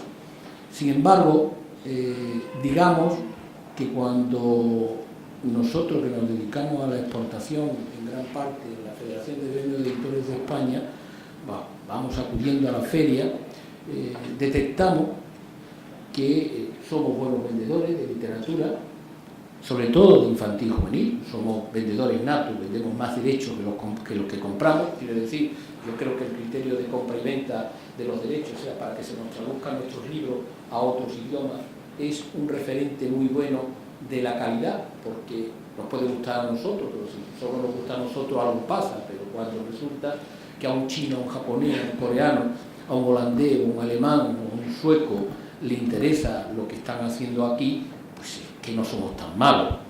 Y digamos que ahí pues tenemos una balanza equilibrada, vendemos más que compramos. Sin embargo, a pesar de esa potencia del 20% de la facturación, de más de 100 empresas que de verdad se dedican, 100 empresas editoriales, con el criterio más restrictivo de lo que es edición académica al mundo de la edición de ciencias sociales o científico-técnica, lo que nosotros hemos notado, lo noté yo y después lo he ido verificando, es que nos cuesta mucho trabajo que desde fuera nos vean en el mundo del libro académico como un referente, como si nos ven, como digo en otros subsectores. No ubican la edición española en una edición de valor científico. Incluso yo he estado asistiendo a compraventa de derechos en alguna feria internacional donde alguna de nuestras editoriales tenía un buen libro y la otra parte, el editor extranjero, lo terminaba admitiendo y dice, pero claro, es que en el mercado norteamericano decir que esto es de un origen o de un autor español me va a costar mucho trabajo. Luego ahí tenemos en una buena edición, porque le aseguro que es una edición de calidad, después ELEA os lo va a demostrar porque lo hemos estudiado, que tenemos un problema de imagen. Y por eso la Federación de Gremios de Editores de España, desde hace 2 o 3 años, estamos inmersos en un proceso de potenciación de la edición académica, de la edición científico-técnica. No piensen solo la privada, la mayor parte de los servicios de publicaciones de las universidades españolas están agremiadas en la Federación a través de sus diversos gremios y asociaciones, o sea que eso para nosotros no es exactamente lo mismo. Y montar unos índices, unos criterios de comparación internacional, no solo pensando en la ANECA. El problema de la ANECA es un problema muy español, muy coyuntural. Lo que interesa es que aparezcamos en los índices y las referencias internacionales y que no aparezca uno, porque sí aparece de vez en cuando alguna editorial que está muy bien situada, porque queremos que toda la masa aparezca, y hemos ido creando unos índices de calidad perfectamente contrastados, porque entendemos que es la gran asignatura pendiente de la edición española. También instrumentamos misiones comerciales específicas para los editores científico-técnicos, porque vamos a tantas ferias que ya conviene especializarse. Lo hicimos con los que hacían español para material de extranjero y nos fue muy bien, aumentamos la exportación, y desde hace 2 años lo estamos haciendo con el científico, técnico y académico. Tengo que decir que cuando uno examina el conjunto de las editoriales que trabajan en este mundo, ya tenemos un pequeño primer defecto, a mi juicio. La mayor parte se dedican a las ciencias sociales. No es que no tengamos de la ciencia pura, de matemática o de ingeniería, que la tenemos, pero son numéricamente mucho menor. Y eso nos va a acarrear un problema añadido en esta labor de convencer de que la creación de los autores, porque fundamentalmente son autores españoles o en español, y el iberoamericano, bueno, nuestra idea siempre es captarlo, para que la edición académica española, que es poderosa, que es importante en nuestra facturación, que está haciendo una gran labor de divulgación, crítica, y a veces, insisto, desde pequeñas y medianas editoriales fundamentalmente, las grandes aquí están más ausentes, se dedican a otros temas, tengamos el reconocimiento internacional y consigamos que nuestros autores se puedan vender y sean reconocidos internacionalmente, con lo cual efectivamente lo que subirá los índices de calidad la Universidad Española, porque la mayor parte de los autores que trabajan en la edición académica están muy vinculados a la universidad. Solo eso, para cumplir el tiempo. Muchísimas gracias. Elea. Buenas tardes a todos. Muchísimas gracias por estar aquí hoy. Desde luego, muchísimas gracias por la invitación a participar en esta mesa redonda. Y ante todo, enhorabuena y felicidades a la Universidad Complutense por relanzar el proyecto de ediciones Complutense que era necesario para una universidad de tal magnitud, ¿no? Y con tanta historia. Creo que en este momento conviene hacer mención del contexto nacional e internacional de la edición académica para saber en qué momento está surgiendo esta editorial académica y en qué contexto tan cambiante y que nos debe hacer reflexionar tanto sobre cómo debe ser un proyecto editorial en la actualidad. Para empezar con el contexto internacional, tenemos que referirnos a cómo determinados grupos editoriales y sellos editoriales muy potentes están dominando la edición científica mundial. Estamos hablando de sellos o de grupos como Elsevier, como Taylor & Francis, como Springer, que no solamente conocen bien el quehacer editorial, no solamente tienen una larga trayectoria en publicación científica, sino que además están constituidos y actúan con acciones estratégicas comerciales muy potentes. Y esto supone de alguna manera una deslealtad, una desventaja para el resto de editoriales universitarias y académicas que están operando en el mundo.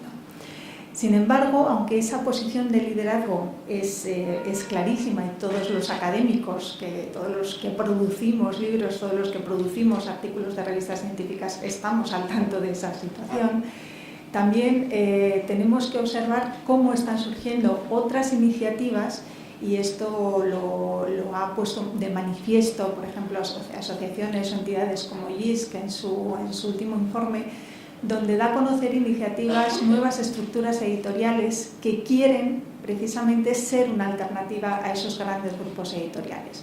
Son iniciativas como editoriales universitarias que nacen directamente como editoriales open access, van a publicar en abierto todo lo que publican, todo lo que produzcan los académicos, lo publican en abierto para toda la comunidad científica y con el soporte fundamental, el soporte financiero fundamental de las universidades, con la idea no de obtener retornos económicos a través de la venta de libros porque están publicando en acceso abierto, sino con la idea de obtener un retorno a largo plazo, es decir, publicando buenos libros que sean muy leídos, que impacten en la comunidad académica, van a lograr que la universidad se constituya en referente, que la universidad sea atractivo para nuevos alumnos, que la universidad aporte un capital intelectual que sea diferente y que suponga una alternativa a lo que están ofreciendo las editoriales comerciales más potentes. Esto es muy interesante, es interesante seguirlo.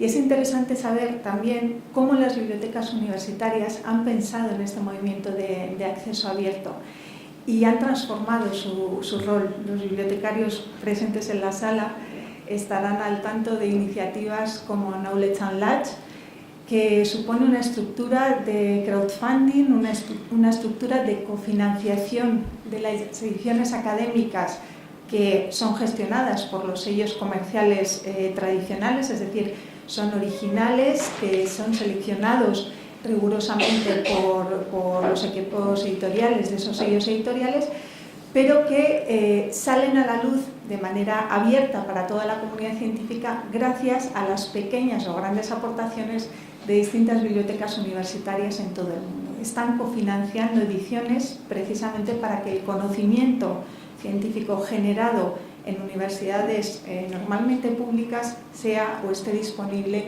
para toda la comunidad académica y en todo el mundo. Es muy importante tener todo esto en cuenta. En el contexto nacional nos hemos dedicado a estudiar qué es lo que estaba ocurriendo. El año pasado, gracias a la Federación del Gremio de Editores de España y también al Ministerio de Educación, Cultura y Deporte, que nos han brindado la ayuda para llevar a cabo este estudio, estuvimos analizando cómo se editaba en España, qué se estaba haciendo en España en edición académica. Hemos identificado un grupo de unas 230 editoriales que se dedican de manera central, de manera especializada a la edición académica. Entre ellas, como decía Antonio María, pues un centenar reúnen las características más exigentes de una editorial científica, tal y como las están planteando en la actualidad las agencias de evaluación de la actividad científica.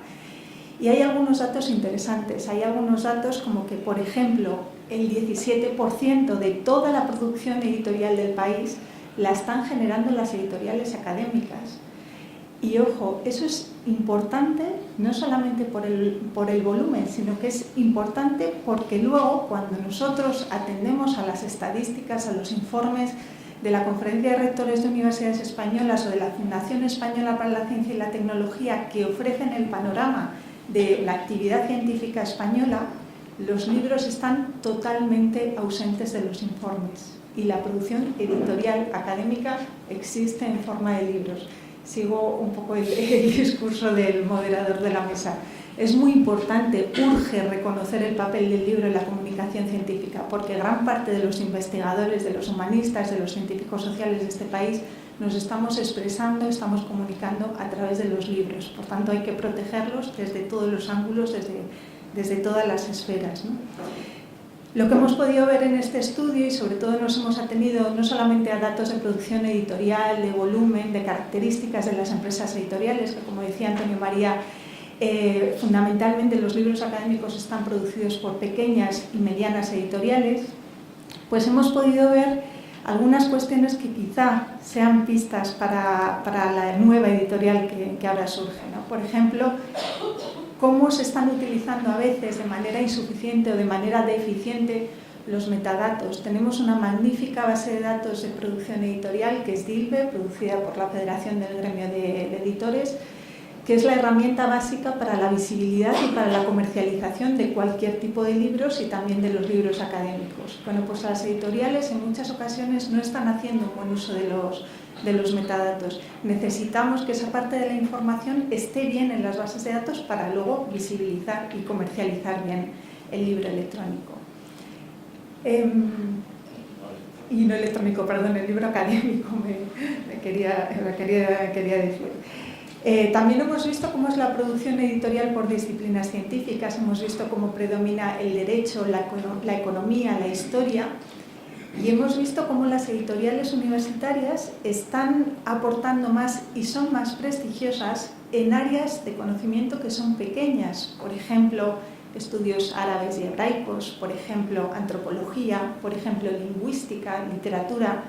Quizá ese marco para la especialización es bueno en las editoriales universitarias, porque probablemente no haya que buscar la confrontación entre edición universitaria y edición académica o comercial, sino que cada una tendrá que buscar su propio espacio. Y para publicar libro muy especializado, como puede ser el que se publica en el marco de las universidades, es necesario también hacer una apuesta por la edición electrónica. ¿Por qué? Porque a lo mejor en España hay un centenar o 2 centenares de lectores de estudios monográficos sobre estudios árabes y hebraicos, pero en el mundo puede haber muchísimos más.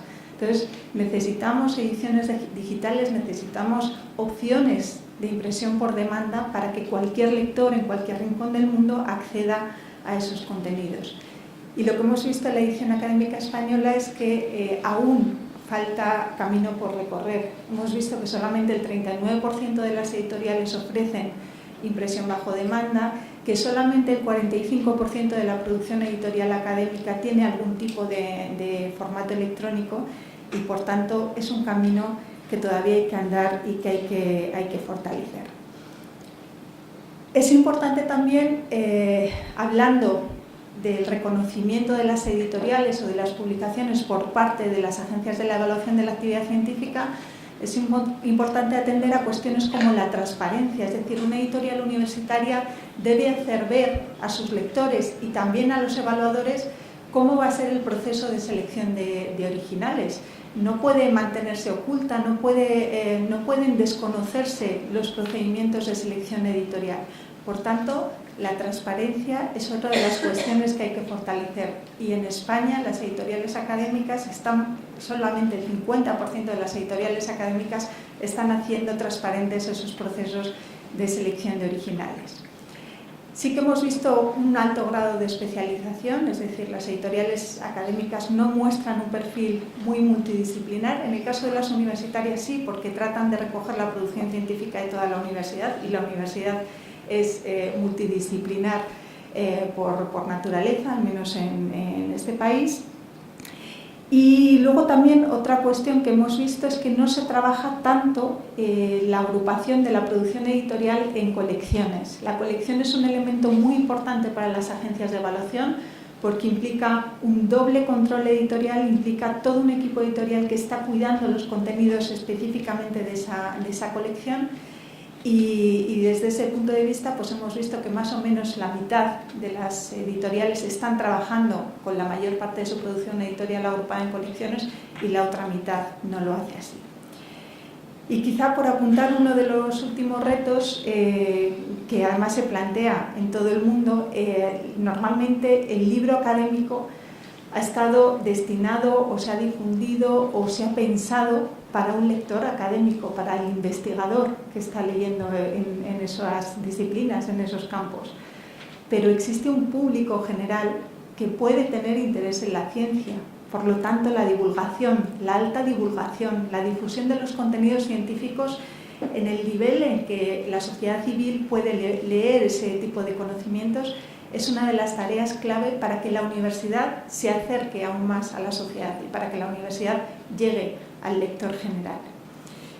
Y con esto pues simplemente quisiera cerrar deseando que la editorial Complutense publique muchos grandes títulos y genere así muchos interesantes lectores académicos y no académicos.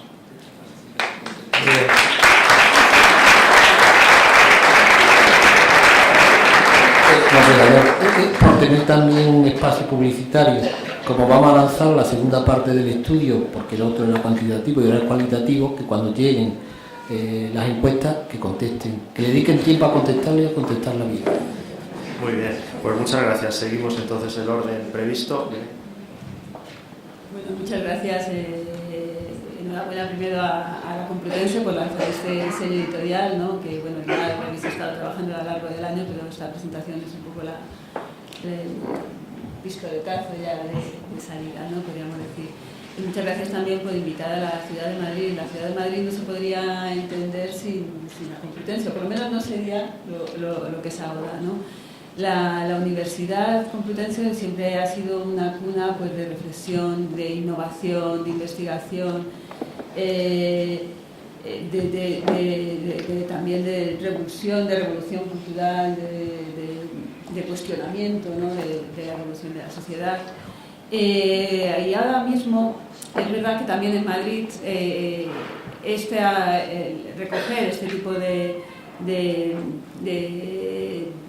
pensamiento, de actuación que se estaba realizando, se hacía, como han comentado también mis compañeros, como ha comentado tanto Antonio como Elena, se estaba haciendo precisamente por una serie de editoriales no académicas, pero sí que estaban consiguiendo divulgar a través de sus fondos el pensamiento y con cierto rigor académico, y desde luego que han conseguido acercar e interesar al público por otras formas de acercarnos a la realidad, por otras formas de pensar, por otras formas de conocimiento, ¿no? Estoy pensando en editoriales como Traficante de Sueños o Capitán Swing, ¿no? Que han servido un poco de ese revulsivo a través de pensamiento y de acercar el pensamiento a la sociedad. en este panorama yo creo que era necesario que la Complutense también viniera a aportarnos desde su propia universidad y abriéndose además ahora a cualquier investigador, a cualquier científico, bueno, que lo desee y que cumple con los requisitos de calidad exigidos, obviamente, que pueda empezar a participar en este sello, ¿no?, editorial. Conscientes de esta riqueza también, el Ayuntamiento estamos trabajando ahora en apoyar esa edición, ¿no?, sobre todo a la pequeña y mediana edición que se está dando a la ciudad, ¿no?, que se está produciendo en la ciudad. Estamos trabajando ahora mismo, Madrid, por ejemplo, será la ciudad invitada en la Feria de Guadalajara, ¿no?, y hemos lanzado una línea de ayudas también de internacionalización de las editoriales, ¿no? Queremos, como dice Antonio, promover y que se conozca la calidad de la producción editorial de la ciudad, ¿no?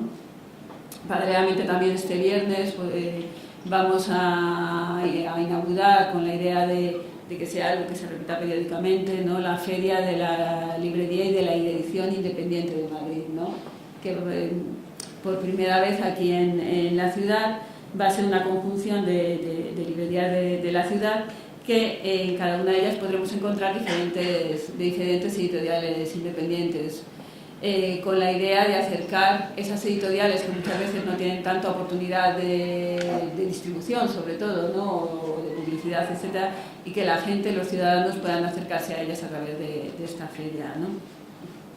Pero claro, si hablamos también de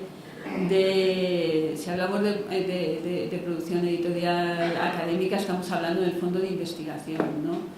Y todos sabemos que seguir una carrera de investigación en España es una carrera de obstáculos, ¿no? Yo creo que esto es uno de los retos también más importantes que tenemos que salvar desde las administraciones y también desde la empresa privada, ¿no? Trabajar conjuntamente para hacer posible esa tarea de investigación, ese trabajo de investigación y esa dedicación a la investigación, sin la cual es imposible que las sociedades vayamos avanzando, comprendamos el pasado.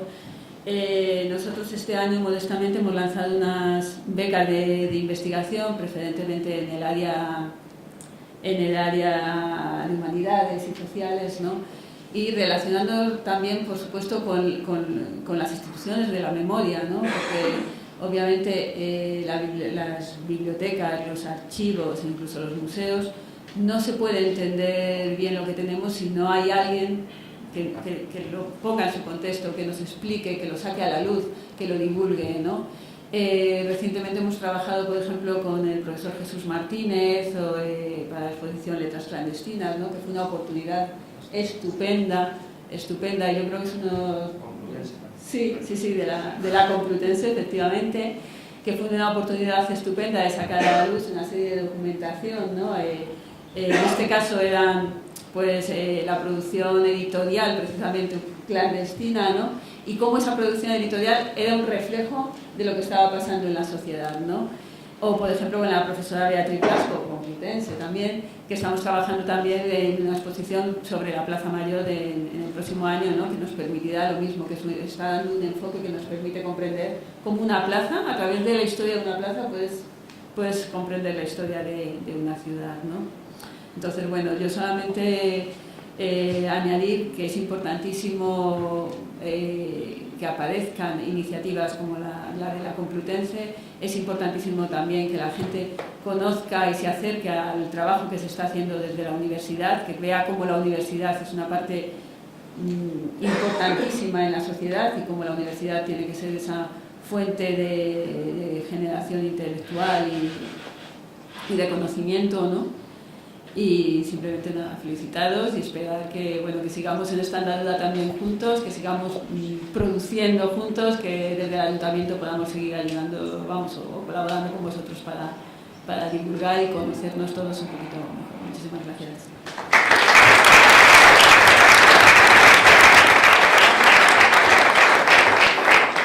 Javier. Pues muchas gracias y también, como el resto de la mesa, lo primero felicitar al rector y al director del sello por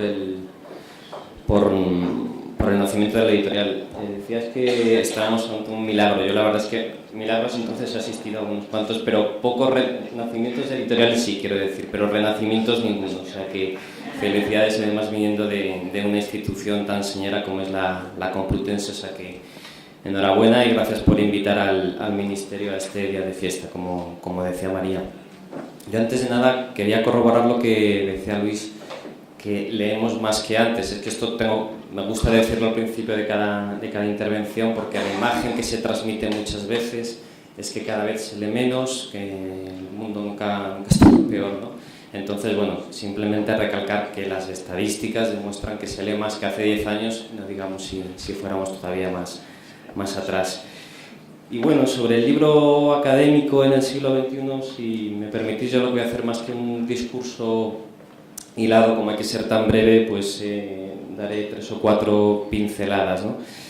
En primer lugar, tenemos que decir que, bueno, tenemos la suerte de contar este año con el informe que ha dirigido el EA del CSIC de la edición académica, que nos permite saber que contamos con unas 700 editoriales académicas, pero que la verdad es que estamos en un sector en el que no existe casi información, o digamos que la información está muy difuminada, porque las estadísticas oficiales se basan en la materia, pero no en el enfoque. Entonces, por ejemplo, cuando se habla de libros de ciencias sociales, pues se incluye el libro académico, pero también se incluye, pues a lo mejor el libro de ensayo, de divulgación, cualquier categoría. Entonces, esto provoca que cuando queramos estudiar qué ocurre con este sector, por dónde camina este sector, pues nos veamos obligados o bien a restringir las estadísticas a la edición universitaria, donde está todo perfectamente acotado, o bien acudir a otras estadísticas con categorías asimiladas, que podemos asimilar al libro académico, pero que no son exactas.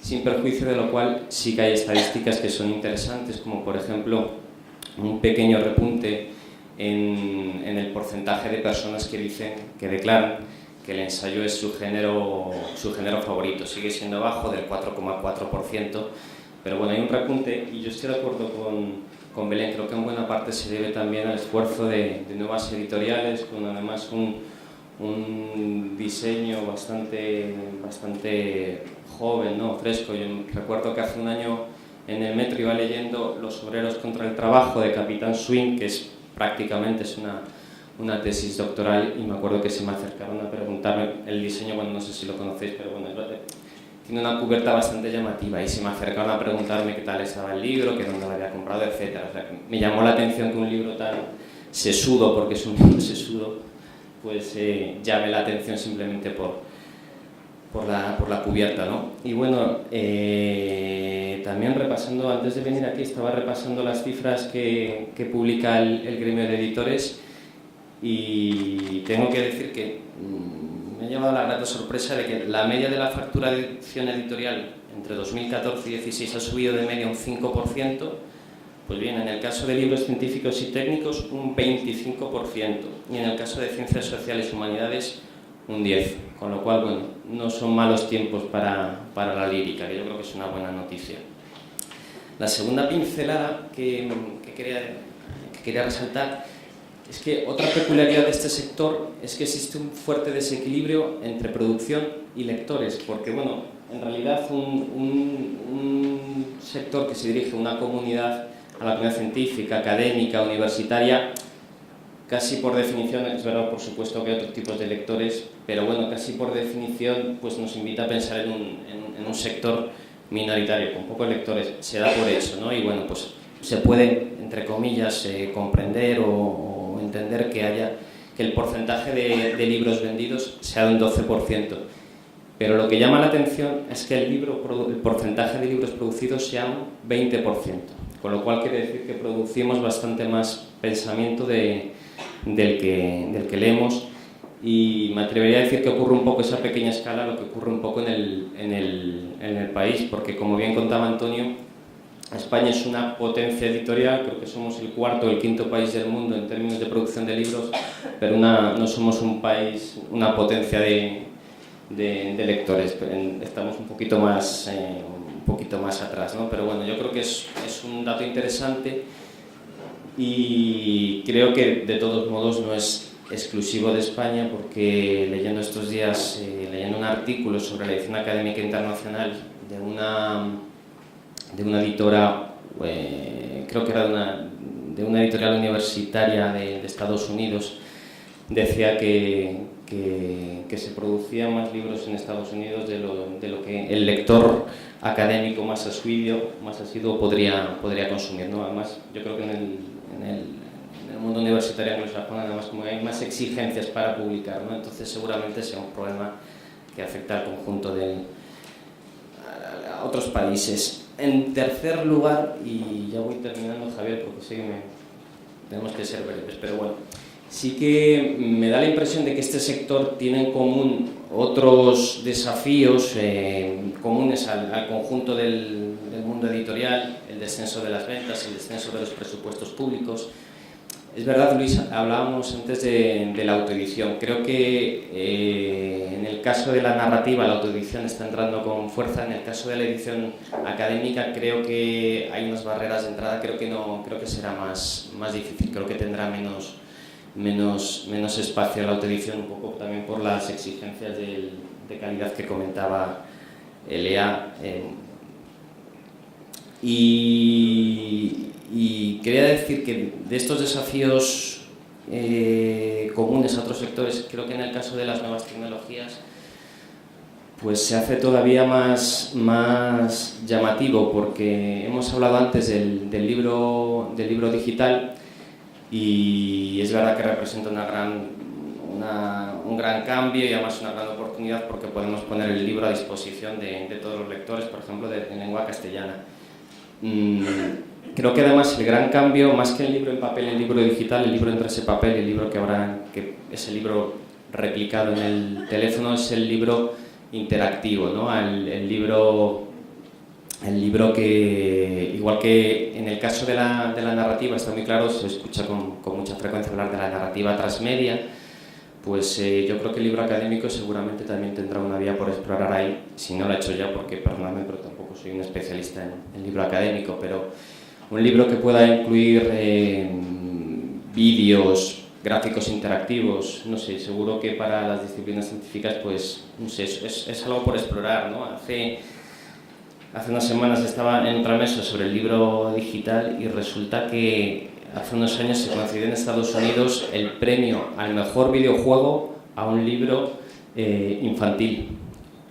Entonces, bueno, llama la atención, ¿no? Yo creo que asistiremos a una difuminación de las fronteras y seguro que hay cosas por llegar que ahora mismo nos cuesta imaginar. Y un matiz importante es que siempre que hablamos de nuevas tecnologías estamos pensando en el libro en digital, pero recalcar que las nuevas tecnologías afectan al papel, y de hecho yo me atrevería a decir que el libro digital es casi la punta del iceberg, pero el hecho de poder hacer un editor de poesía necesita tirar 1000 ejemplares para que se puedan vender 500, ¿no? Por suerte las nuevas tecnologías cada vez nos permitirá ajustar más las tiradas y reducir también el precio.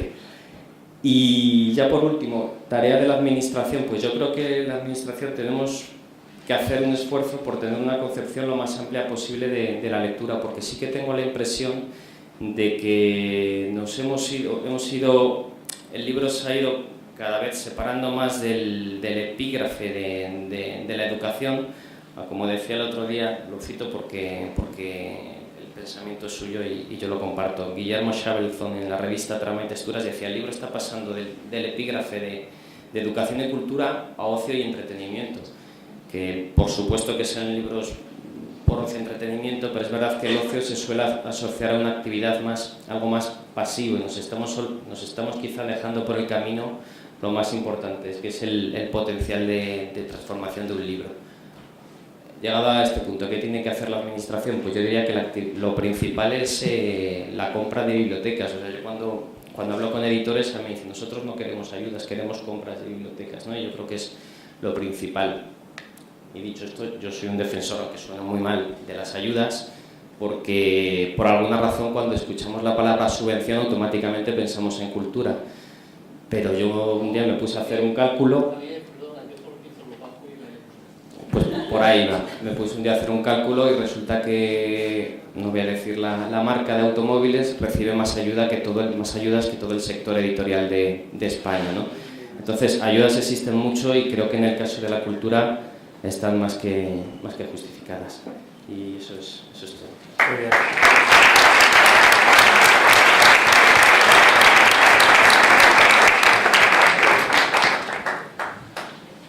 Bueno, pues muchas gracias a los cuatro.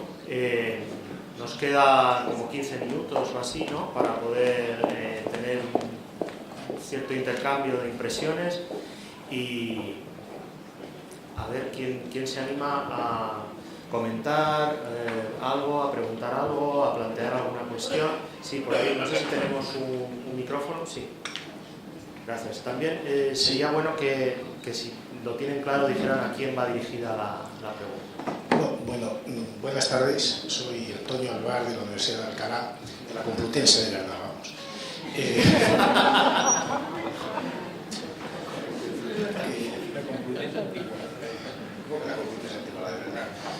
Bueno, gracias a todos. Me ha parecido muy ilustrador todo lo que nos han contado, pero desde mi condición de profesor de universidad y de autor de libros académicos, me gustaría preguntar tres cuestiones sobre que las conteste quien lo estime oportuno. Quizás una va más dirigida a la administración, otra a los directores de editoriales universitarias, otra... Bueno, me gustaría preguntar tres cosas. O he oído hablar poco de los autores, es decir, ¿qué papel desempeñamos los autores en todo esto? Es decir, ¿qué recibimos los autores a cambio de nuestro material, de nuestro conocimiento, que lo ponemos a disposición de las editoriales universitarias? Ya se sabe que derechos de autor, pocos o nada, ¿no? Quizás se dice, bueno, ya tenéis vuestra compensación por vía de sexenios de investigación y de cosas por el estilo. Pero creo que habría que pensar un poquito más en el autor. Al hilo de esto, pregunto a la administración, ¿cree que es oportuno que la ANECA siga manteniendo esos criterios que tiene tan restrictivos de lo que es el libro universitario, en donde, bueno, pues se eliminan en la consideración, en la valoración que se hace de nuestros trabajos, pues todo lo que tiene que ver, pues por ejemplo, con actas de congresos, homenajes a colegas, libros de acta de divulgación, etcétera, etcétera? Es decir, si a los autores solamente se nos deja escribir libros científicos muy sesudos, la alta divulgación, por ejemplo, que es la que atrae nuevos lectores al mundo de la ciencia, ¿quién la hace? Los periodistas. Y tercera cuestión, no he oído prácticamente nada hablar sobre el asunto de la distribución. Si un libro se edita, no solamente es para que forme parte de las estadísticas de publicaciones o para que luego nos quejemos de que se han publicado muchos y se han leído pocos, sino qué es lo que se está haciendo realmente en distribución en estos momentos sobre el libro universitario, sobre el libro académico. Nada más. Muy bien, pues gracias. Yo no sé, Antonio, ¿quieres decir alguna cosa que han dicho que se refería a los directores de editoriales en representación de todos ellos? Puedo empezar por el final, contestación a mi querido colega y amigo. La distribución del libro universitario es un auténtico problema. Yo he dicho en varias ocasiones que a mí me ha costado más trabajo que conseguir un libro de la Universidad de Alcalá que del extranjero. Claro, casi me compensaba más acercarme una mañana a Alcalá. Voy a hablar de nuestra propia experiencia. La Ediciones Complutense ha conseguido firmar un contrato de distribución con UDL Libros. UDL Libros es la única distribuidora nacional que hay ahora mismo en España. ¿Qué nos garantiza esto? Que nuestros libros se puedan vender en cualquier librería de España. La verdad es que los datos que tenemos de los 4 meses que llevamos trabajando con ellos son tremendamente positivos y esperanzadores. Hay un trabajo de comercialización, de dar a conocer nuestros libros, etcétera, que unido a la difusión que podamos hacer a través de las redes sociales, de nuestra página web, etcétera, permite que cualquier persona que esté interesada en un libro nuestro pueda acudir a la librería que tiene en su calle y encargarlo y lo va a recibir. Desde luego es uno de los problemas que más nos han preocupado desde que hemos empezado y una de nuestras preocupaciones ha sido esa, tener un contrato de distribución para los libros en papel y, por supuesto, también para los libros en formato electrónico. Vale, sí, estupendo. Pues adelante. Primero contestará Antonio. Por lo que se refiere a los autores, yo sí he hecho referencia en mi intervención, que nos parece siempre fundamental. La retribución en el mundo editorial está muy unido a los porcentajes de derechos de autor. Lógicamente, Vargas Llosa va a cobrar mucho porque vende mucho más libros que en la edición académica, que por definición hasta ahora es limitada. Tengo que decir que la cosa no es tan grave porque no observamos quiebras masivas de los editores que se dedican a la edición académica. Se mantiene bastante estable. Luego, algo va viviendo con dureza, sin grandes... Bueno, las rentabilidades en el mundo editorial son muy pequeñas. Si usted quiere ganar dinero, se tiene que ir a los servicios financieros. Ahí las rentabilidades son importantes. Pero en el mundo del libro, en España, en cualquier lado, pues mire, si saca un 3,5% ya es un auténtico éxito. La nueva tecnología también nos ha permitido una mejora sustancial del aspecto logístico. Por un lado, de dar a conocer la oferta. Se refería Elea a que estos estudios han sido posibles gracias a la existencia de DILBE. DILBE es distribuidor de información del libro español. Y es un tema solo digital, funciona en Internet, se descargan millones de metadatos diarios de DILBE en España y fuera de España, sobre todo de Estados Unidos, y también eso ha permitido una modificación importante, una mejora, posiblemente todavía no la que tendríamos que alcanzar. A mi juicio todavía podríamos mejorar mucho de la logística, del traslado cuando el libro es material. No me refiero exclusivamente al de las ediciones de los servicios de publicaciones de la universidad. A mí a veces me cuesta trabajo encontrar libros, no hay manera.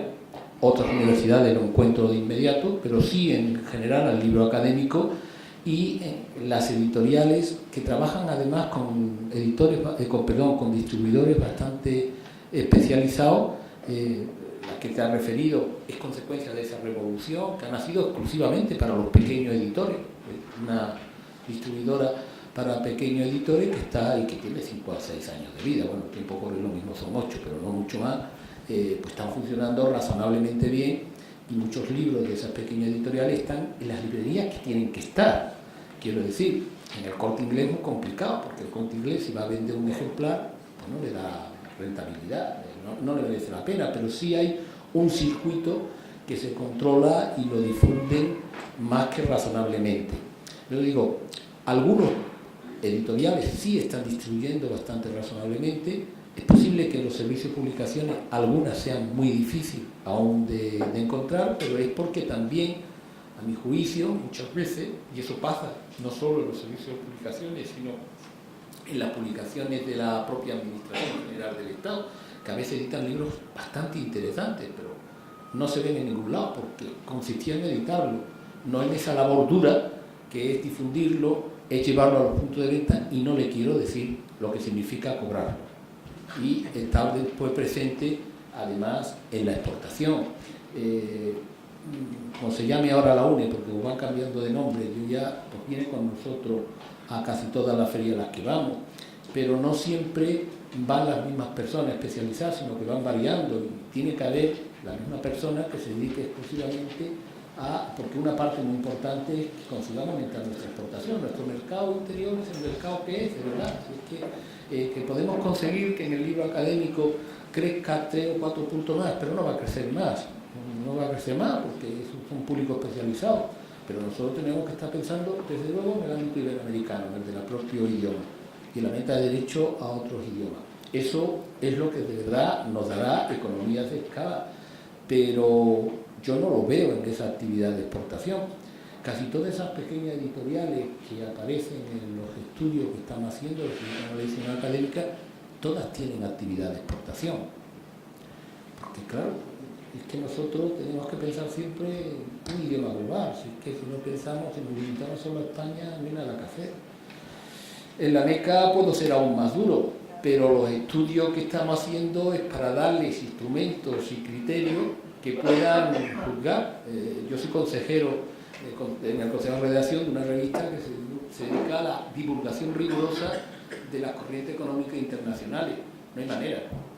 No hay manera. Entonces se han planteado si suprimirla. Creo que lo vamos a evitar, porque eso no entra en la ANECA. Pero la liberalización económica y el progreso económico en este país se ha hecho gracias a esa revista, ha sido el faro. A la ANECA le trae al fresco. Como también le predomina el inglés sobre el español, bueno, pues vamos a ver cómo defendemos la potencia del español, si le preocupa más que se edite en inglés que en español. Pero los estudios también es darle a ellos instrumentos de cómo está en el mundo internacional para que tengan también sus propios criterios. De momento no lo han cogido bien. Vamos a ver la segunda parte del estudio. No sé si con eso contestamos a la parte. Sí, sí. Muchas gracias.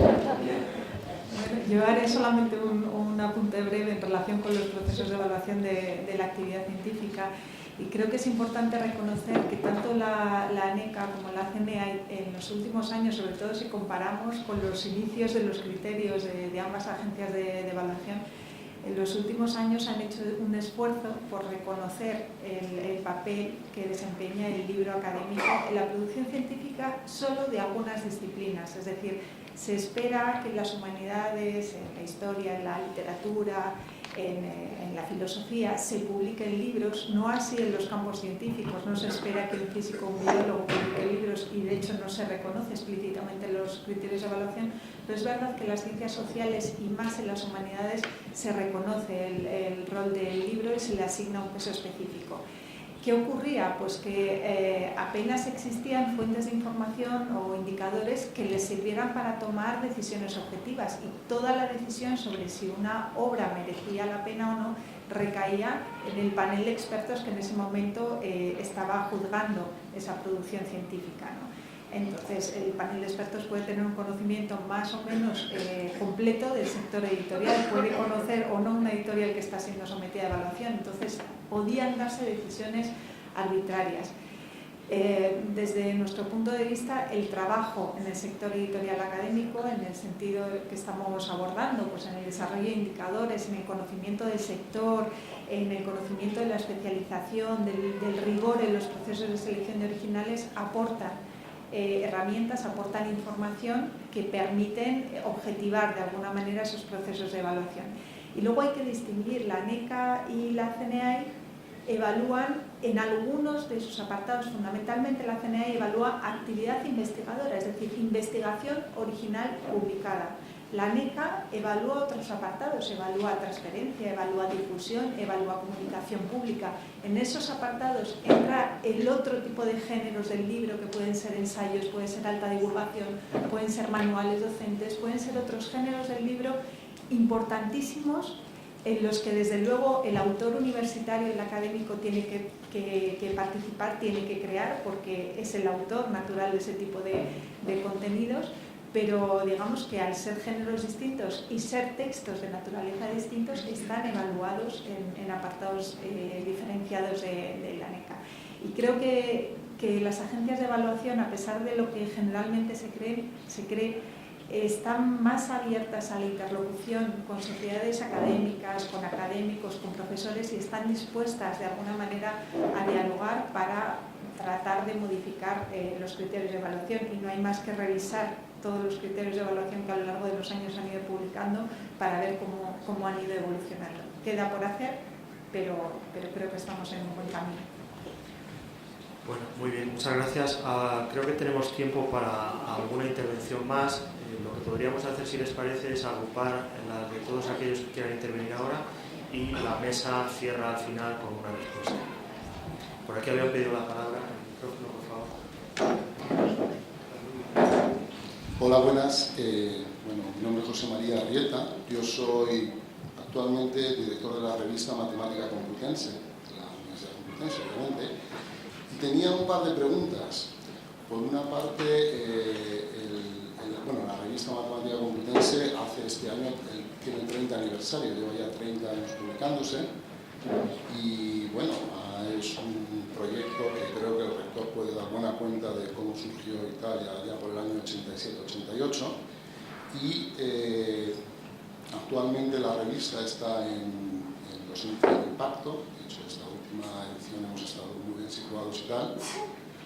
No he oído hablar nada sobre revistas, sobre el libro académico. En particular me gustaría saber, por ejemplo, ese estudio del que hablan, ¿hay alguna editora en España que sea competitiva con respecto a Springer o Elsevier para editar revistas, para mantenerlas en un cierto nivel de impacto? Eso supone digamos, tener un nivel de difusión a nivel mundial muy importante. ¿Existe la posibilidad en España de editar una revista, pero a ese nivel? ¿Y cuál es el rol de las ediciones complutenses para las revistas científicas de la Complutense? Muy bien, muchas gracias. ¿Alguien más quiere intervenir? ¿No? Bueno, pues entonces, si te parece, yo creo que lea por alusiones una vez más. Bueno, es verdad que hemos hablado un poco de revistas y es parte de la producción científica universitaria y también misión de las editoriales universitarias, pero creo que no está de más que de vez en cuando se le dé protagonismo al libro, ¿no? Esta era una gran ocasión. Realmente hay empresas editoriales que pueden asumir ese tipo de servicios profesionalizados para posicionar las revistas, para mantener su difusión, su marketing, para tratar de favorecer las citas, etc. Pero de nuevo nos encontramos con el escenario que mencionaba al principio de mi intervención, que es ese escenario internacional dominado por los grandes grupos comerciales. Cualquier editor que en este país dirija una revista científica de calidad, que tenga cierta trayectoria y que haya tenido contenidos, haya publicado contenidos solventes, sabe o sabrá que las grandes corporaciones se van a acercar a ellos para ayudarles a profesionalizar sus servicios y de alguna manera asumir las cabeceras que con fondos públicos se han creado, se han cultivado, se han fomentado en España y en otros países, porque lo están haciendo en otros países. Entonces, desde mi punto de vista, creo que es más interesante que las instituciones, no solamente las universidades, sino también desde las entidades que gestionan la investigación, hagan una apuesta por la defensa, la promoción, la difusión de las publicaciones científicas nacionales, antes que perder el capital intelectual y el capital simbólico y el enorme material que se ha creado en la Universidad Española. Todas esas plazas, además, están instaladas en España, o sea, que siguen aquí. Y por cierto, mostraban una cierta inquietud cuando lanzamos. No se te oye.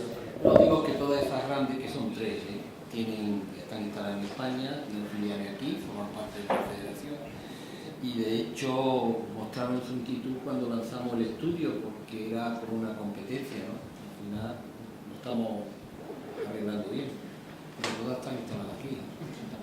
Antonio. Sí, gracias. ¿Ahora? ¿No? Bueno, creo que se me oye. Me preguntaba por qué pensaba, qué política tiene Ediciones Complutense con las revistas. Cuando el sello comenzó hace un año y medio aproximadamente, nosotros nos encontramos ya con un portal de revistas científicas en la universidad. Con la creación del sello nosotros hemos asumido la edición de todas las revistas científicas de la universidad, como se puede comprobar, por ejemplo, en la aparición del nuevo logo en todas nuestras revistas. Las revistas están integradas en la línea de investigación. En investigación hay monografías y hay revistas. ¿Qué estamos haciendo con las revistas? Hemos procedido primero a un sistema de normalización.